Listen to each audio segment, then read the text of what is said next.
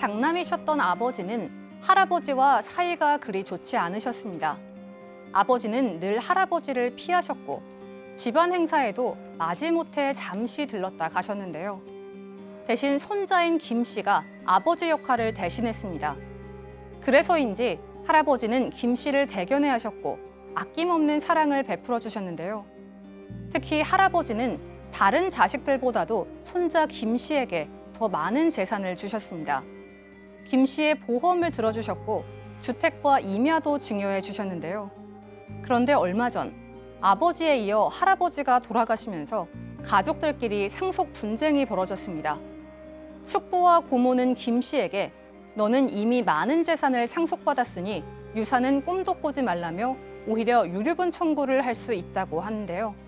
할아버지가 생전 손자에게 부동산을 물려줬다면 대습 상속인인 손자는 유산 분배 때 정말 불이익을 받게 되는 걸까요? 네, 오늘 이 사건 상담실에서는요, 한 언론에 소개돼 화제가 되고 있는 이제 상속 분쟁과 관련된데 이런 사례도 있을 것 같아요. 왜 그러냐면 할아버지가 손자에게 줬을 때 그 가족들 간의 어떤 상속 분쟁인데 사연을 소개를 해보죠. 오늘은 이거 시청자분들 정말 좀 집중해서 보셔야 될 내용입니다.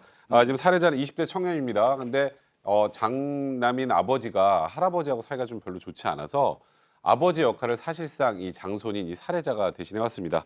이제 아버지는 할아버지 맨날 피해 다녔고요. 그러니까 이제 친척들이 모이는 집안 행사에도 어쩔 수 없이 가야 되면 잠깐 왔다가 사라지거나 그러고 말았는데 이 손자 장손은 그 자리를 참 지루한데도 불구하고 끝까지 자리를 지키고 하니까 이런 손자가 할아버지는 너무 기특했던 겁니다. 그래서 할아버지는 손자가 어렸을 때부터 재산을 조금씩 주기 시작했는데요. 초등학생 시절 때부터 할아버지는 손자를 수익자로 하는 보험도 가입해 주셨고 또 노후에 할아버지가 거주하려고 샀던 시골 주택도 아예 처음부터 손자 이름으로 샀으니까 그 당시에부터 증여를 했던 거고 그것뿐이 아니라 또 할아버지가 소유하고 있는 그 마지막에 살 전원주택 주변에 있는 임야까지 또 손자에게 미리 다 증여를 해주셨습니다. 그래서 현재 이 20대 사례자는 부동산을 굉장히 여러 군데 많이 보유하고 있는 상황입니다. 제가 아는 분도 한 분은 이런 얘기를 하더라고요. 아들하고 며느리를 미운데 손자가 너무 좋다는 거예요. 다 주고 싶다는 거예요. 아마 이런 경우가 이제 해당이 될까 싶은데 그러니까 이제 할아버지가 손자에게 이제 미리 재산을 줬죠. 네. 네. 근데 이제 이 할아버지가 손자를 특별히 이뻐하신 이유는 뭐 조금 전에 설명을 쭉 하셔서 아시겠는데 아버지 특히 말하면 할아버지 입장에서 아들하고 이 장남하고는 어떤 사이에서인지 모르지만 굉장히 사이가 나빴나 봐요. 그런데 숙부하고 고모가 있어요. 그러니까 이 아버지의 여동생이나 혹은 누나 그리고 이제 그 밑에 남동생 정도 같습니다. 그 두 사람은 연례 행사처럼 또 수시로 가서 할아버지한테 손바닥을 벌렸나 봐요. 그러니까 할아버지 입장에서는 두 사람한테 어떤 그 돈을 줄 때마다 그만큼에 상응하는 거를 또 장남한테도 주고자 하신 것 같아요. 예. 그런데 이 아버지는 또 고집도 세신 것 같아요. 난 필요 없습니다. 아버지 주는 거 안 받은 거예요. 대신 할아버지가 아버지가 안 받은 거를 그 아버지의 아들, 장남의 아들, 즉 말하면 지금 사례자 손주한테 이제 이렇게 주셨던 것 같아요. 예. 그러니까 어떤 면에서 보면 아들 하나, 딸 하나가 그때 가져가는 많지 이 손주한테 줬던 것 같습니다. 그렇기 때문에 지금 뭐 이게 미리 특별히 증여가 되는지 여부는 변호사님들이 설명해 주셔야 할 것 같아요. 근데 보면 또 숙부와 조카 간의 사이가 좋은 경우도 있죠. 이제 경쟁 구도가 형성되는 경우도 있는데 왜 그러냐면 이 집을 볼 때 할아버지가 손자 장손만 예뻐하면은 고모라든가 좀 작은 아버지죠. 장손을 좀 좋게 생각했을까? 어떤 사이는 어땠습니까? 아무래도 좀 불만이 있었겠죠. 만약에 이 할아버지께서 사촌 동생들이죠. 이 장손의 사촌 동생들까지도 좀 챙겼다고 하면 아마 지금 이런 일은 없었지 않을까 그런 생각도 해보는데 어쨌든 뭐 이런 동생이나 사촌한테 같은 농촌을 받았어도 조금 뒤에 조금 더 주셨다고 합니다. 우리 장손 이래 갖고. 그러니까 사실은 그런 것이 불만이 됐던 거죠. 근데 이제 이게 참 세상이 이렇게 이제 세월이 흐르면서 장손에게 이제 재산도 가고 그랬는데 어느 날 이제 아버지가 지병으로 이제 세상을 떠나셨고 그런 가운데 얼마 지나지 않아서 할아버지도 세상을 떠나셨어요. 할아버지들 피해 다니던 아버지도요, 암 진단을 받고 사망을 했습니다. 그래서 근데 할아버지가 아버지를 그래도 많이 사랑하셨나 봐요. 아버지가 암 진단을 받았을 때쯤에 급격히 병세가 약화돼가지고 그래서 막 많이 아프셨나 봐요. 그래가지고 근데 아팠을 때도 손자한테 되게 많이 기댔던 것 같아요. 그래서 매주 또 손자는 아픈 할아버지를 찾아가서 위로를 해드렸는데 근데 병세가 너무 많이 약화돼서 이제 딱 찾아갔더니 손자의 손을 딱 잡고 눈물을 흘리시면서 사망을 하셨다고 합니다. 예. 근데 그 후에 이제 문제가 생기는 겁니다. 고모하고 숙부가 찾아와서 그 상속에 대한 얘기들을 하는 거죠. 너 상속 재산 받을 생각하지 마라 라고 얘기한 거예요. 고인이 이미 너한테 살아계실 때 집하고 임야 다 줬으니까 받을 생각하지 마라. 오히려 유류분 청구도 할 수 있으니까 라고 이제 엄포를 하시고 가신 겁니다. 예, 예. 그래서 사례자는 궁금한 거죠. 진짜 고모 말대로 숙부 말대로 내가 상속 재산을 받을 수 없는지에 대해서요. 예. 그러니까 여기 이 사건 같은 경우는 이제 아버지가 돌아가신 상황에서 이제 할아버지가 예전부터 이제 재산을 줬는데 그런 가운데 숙부와 고모는 이제 재산도 상속받을 권한이 없다. 이제 받지도 마라 이렇게 얘기를 하고 있는데 오늘 상담자 이 장손 뭐가 가장 궁금한 겁니까? 간단한 겁니다. 네. 할아버지가 생전에 나한테 땅을 물려주신 거 아닙니까? 네. 그랬는데 유산을 분배할 때 내가 불이익 처분을 받게 되느냐 이겁니다. 예.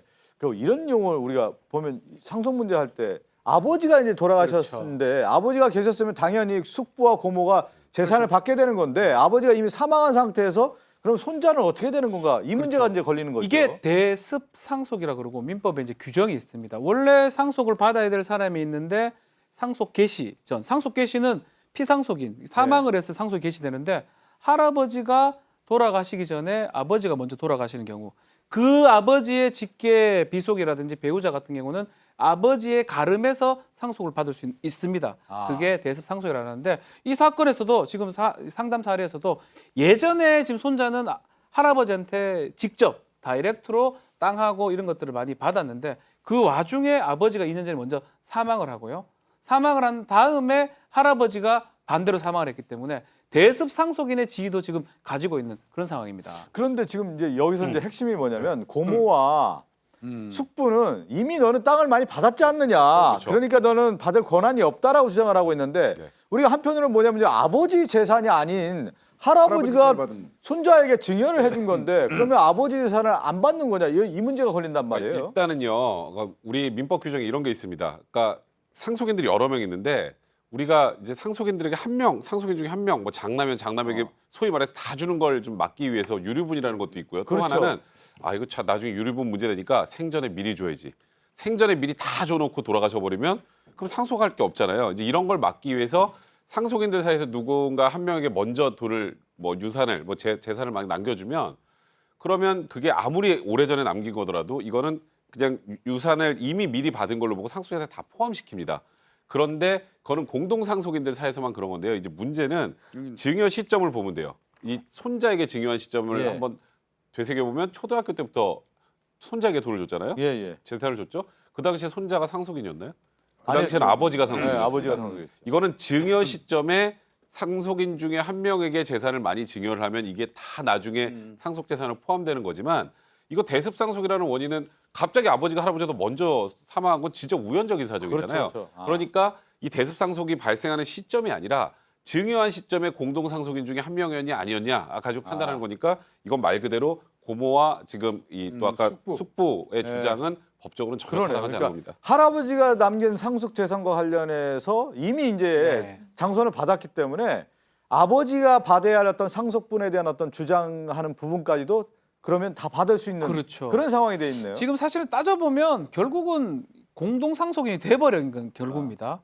지금 이 손자하고 손자의 어머니 며느리하고 이 숙부 고모 이게 다 상속인이 돼버리기 때문에 숙부 고모 입장 억울하죠. 공동상속인인 상황이고 공동상속인 중에 미리 좀 증여를 많이 받은 사람은 특별 수익이 될 수 있기 때문에 유류분으로 반환 청구할 수 있는데 이 공동상속인끼리 그런 주장을 충분히 할 수 있는데 이 대습 상속에 대해서 좀 이상하다. 그래서 아마 이것을 재판을 통해서 구하는 것으로 보이고요.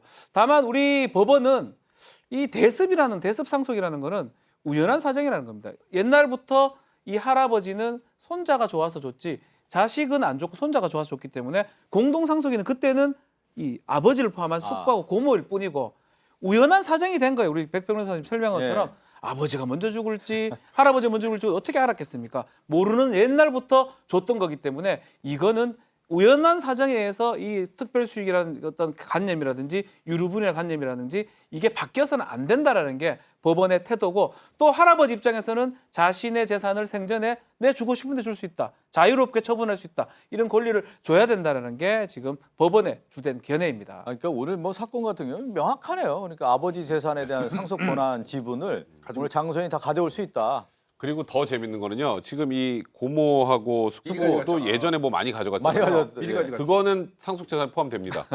거꾸로. 왜냐하면 거기는 공동 상속인이었으니까 여기 있는 걸 다 갖다 놓고 다시 n분의 1로 나눠야 되니까 이 숙부와 고모 같은 경우는 오히려 본인들이 상속을 못 받고 이쪽에 돈을 더 넘겨줘야 될 상황이 지금 처할 수 있는 상황이에요. 그럴 수도 있겠네요. 미리 앞서 저희가 그런 얘기도 했잖아요. 할아버지가 사망보험금 지정에 대해서 손자로 지정했다잖아요. 사망보험금 같은 경우는 손자가 당연히 가져가는 거 아니에요? 이거는 원래 뭐- 원래 손자의 고유 재산입니다. 그런 거는.